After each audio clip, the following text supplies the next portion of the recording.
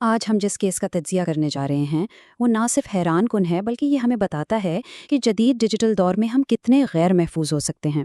ہم بات کر رہے ہیں جاپان کے بدنام زمانہ ٹویٹر کلر تاکا ہیرو شیرائشی کی۔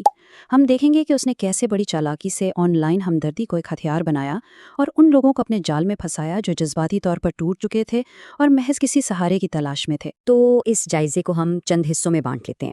ہم شروعات کریں گے اس کی ہیرا پھیری کی بنیاد سے، پھر دیکھیں گے کہ اس نے آن لائن ہمدردی کو کیسے ہتھیار بنایا، اس کے ڈیجیٹل تنہائی کے ہتھ کنڈے کیا تھے، دکھاوا اور حقیقت میں کتنا فرق تھا، اور آخر میں ایک ایسے ذہن کو سمجھیں گے جو پچھتاوے سے بالکل خالی ہے۔ چلیں سب سے پہلے اس کی بنیاد کو سمجھتے ہیں۔ یہ جاننا بہت ضروری ہے کہ اس شخص نے دوسروں کے ذہنوں سے کھیلنا اور ان کا استحصال کرنا آخر سیکھا کہاں سے؟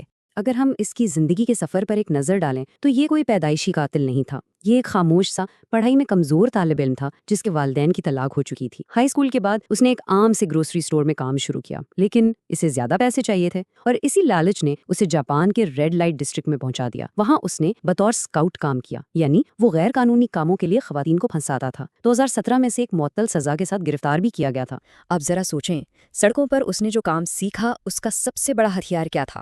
ہمدردی کا جھوٹا دکھاوا۔ وہ پہلے کمزور لڑکیوں کو ڈھونڈتا، پھر انہیں اپنے فرضی دکھ درد سناتا۔ وہ یہ ظاہر کرتا کہ جیسے وہ بھی انہی کی طرح ذہنی اذیت کا شکار ہے۔ اس طرح وہ مشترکہ دکھ کی بنیاد پر ایک جھوٹا تعلق بنا لیتا تھا، اور جب وہ لڑکیاں اس پر بھروسہ کر لیتیں تو وہ انہیں پیسوں کے لیے بیچ دیتا تھا۔ یہ اس کی اصل ٹریننگ تھی۔ یہاں سے کھیل ایک نیا موڑ لیتا ہے۔ اس نے حقیقی دنیا کی اس ٹریننگ کو، ان خطرناک ہتھ کنڈوں کو اب انٹرنیٹ کی ڈیجیٹل دنیا میں آزمانا شروع کر دیا۔ اب دیکھیں اس نے کیا کیا۔ اس نے ٹویٹر پر ہینگنگ پرو کے نام سے ایک ڈیجیٹل شناخت بنائی۔ اس کی پروفائل تصویر کوئی عام تصویر نہیں تھی، بلکہ ایک اینیمے کردار تھا جس کی گردن اور کلائیوں پر کٹ کے نشانات تھے۔ یہ کوئی اتفاقی بات نہیں تھی، یہ باقاعدہ ان لوگوں کے لیے ایک سگنل تھا، ایک اشارہ تھا جو خودکشی کے خیالات سے لڑ رہے تھے۔ اس نے اپنے لیے ایک بہت ہی مخصوص ٹارگیٹڈ آڈینس چن لی تھی۔ اس کے ٹویٹر بائیو پر لکھی ہوئی یہ لائن ذرا غور سے سنیں۔ وہ لکھتا ہے، عام طور پر اس دنیا میں وجود برقرار رکھنا بہت مشکل ہے۔ اگر کوئی مدد چاہیے تو مجھے ڈی ایم کریں۔ بظاہر کتنا ہمدردانہ اور سہارا دینے والا جملہ لگتا ہے نا، لیکن حقیقت میں یہ ان لوگوں کے لیے ایک بچھایا ہوا جال تھا جو واقعی شدید ذہنی اذیت میں تھے اور بس کسی مسیحا کی راہ دیکھ رہے تھے۔ یہاں ایک بہت بڑا اور خوفناک تضاد ہے۔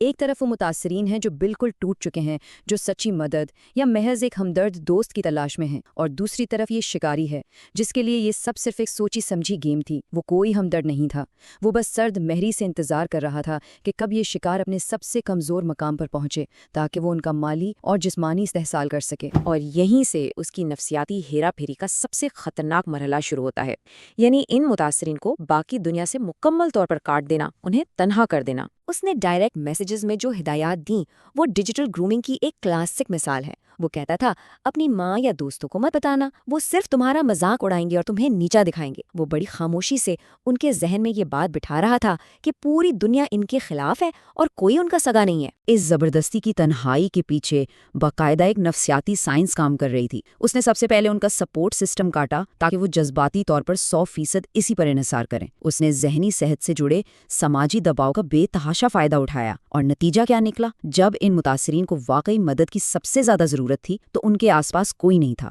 کیونکہ شرائشی نے خود کو ان کا واحد نجات دہندہ بنا کر پیش کر دیا تھا۔ وہ مکمل طور پر اس کے جال میں پھنس چکی تھی۔ اب آتے ہیں اس بات پر کہ یہ آن لائن بچھایا گیا ڈیجیٹل جال حقیقت کی دنیا میں کیسا تھا۔ یہ سب زمانہ سٹی کے ایک چھوٹے سے اپارٹمنٹ میں جا کر ختم ہوا۔ اگر ہم انٹرنیٹ کی دنیا اور اصلیت کا موازنہ کریں تو یہ بہت دل دہلا دینے والا ہے۔ ڈیجیٹل دنیا میں وہ مل کر درد بانٹنے کے بڑے رومانوی وعدے کر رہا تھا، وہ ایک مسیحا بنا ہوا تھا، لیکن جب وہ لڑکیاں اس اپارٹمنٹ میں اس سے ملیں تو وہ سارے رومانوی وعدے ہوا ہو گئے۔ وہ شخص دراصل صرف ایک شکاری تھا جسے بس اپنی ہوس اور پیسوں سے غرض تھی۔ اس کی ہیرا پھیری کی انتہا دیکھیں ذرا۔ اس نے ایک 21 سالہ متاثرہ لڑکی میزوکی میورا کو قائل کیا کہ وہ اس اپارٹمنٹ کے کرائے کا آدھا حصہ دے، اور دوسری طرف اس نے اپنے ہی والد کو یہ کہانی سنائی کہ اسے خوابوں کی لڑکی مل گئی ہے اور وہ شادی کرنے والا ہے تاکہ باقی کا کرایہ وہ اپنے والد سے لے سکے۔ اس نے اپنے گھنونے جرائم کے لیے ایک مستقل ٹھکانہ بنانے کی خاطر ان دونوں کا استحصال کیا۔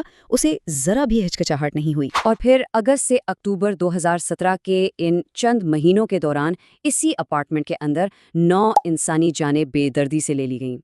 جی ہاں، صرف 9 ہفتوں کے اندر 9 جانیں۔ اگر آپ ان متاثرین کی عمروں اور تفصیل پر غور کریں تو ان 9 افراد میں سے 8 لڑکیاں تھیں جن کی عمریں محض 15 سے 27 سال کے درمیان تھی، اور جو واحد مرد اس کا شکار بنا 20 سالہ شوگو نشینا کا، اس کی جان صرف اور صرف اس لیے لی گئی کیونکہ وہ بیچارہ اپنی لاپتہ گرل فرینڈ کو ڈھونڈتا ہوا اس اپارٹمنٹ تک پہنچ گیا تھا۔ تو پھر یہ پکڑا کیسے گیا؟ یہ سلسلہ تب شروع ہوا جب ایک 23 سالہ لڑکی آئیکو تامورا لاپتہ ہوئی۔ اس کے بھائی نے ہمت نہیں ہاری، اس نے اپنی بہن کا ٹویٹر اکاؤنٹ کھولا اور وہاں اسے ہینگنگ پرو کے وہ تمام میسیجز مل گئے۔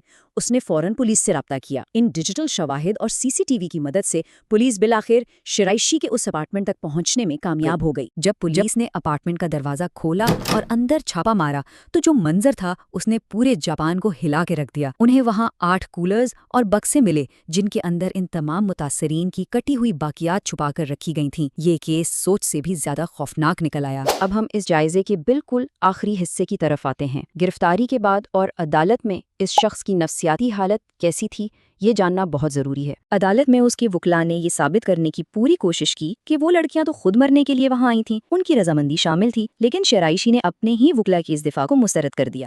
اس نے کھلے عام اعتراف کیا کہ ایسا کچھ نہیں تھا، اس نے یہ سب صرف اپنی جسمانی خوص اور پیسوں کے لیے کیا۔ طبی ماہرین نے بھی اس کا معائنہ کیا اور اسے ذہنی طور پر بالکل تندرست قرار دیا، یعنی وہ جو کچھ کر رہا تھا پورے ہوش و حواس میں کر رہا تھا۔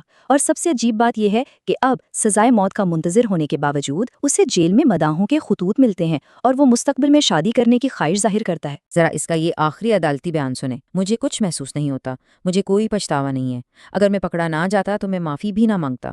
یہ الفاظ اپنے آپ میں ایک ثبوت ہیں کہ اس کے ذہن میں ہمدردی یا پچھتاوے نام کی کوئی چیز کبھی تھی ہی نہیں۔ یہ سارا کیس ہم سب کو ایک بہت ہی سنگین اور چپتے ہوئے سوال کے ساتھ چھوڑ جاتا ہے۔ آج کے اس دور میں جہاں انٹرنیٹ پر کوئی بھی بڑی آسانی سے ہمدردی کا ڈیجیٹل ماسک پہن سکتا ہے، ہم بطور معاشرہ اسکرین کے پیچھے چھپے ان نفسیاتی شکاریوں سے ان لوگوں کی حفاظت کیسے کر سکتے ہیں جو سب سے زیادہ کمزور ہیں؟ اس ڈیجیٹل تنہائی اور سماجی ہیرا پھیری کے خطرناک نتائج کو سمجھنا اب ہمارے لیے پہلے سے کہیں زیادہ ضروری ہو چکا ہے۔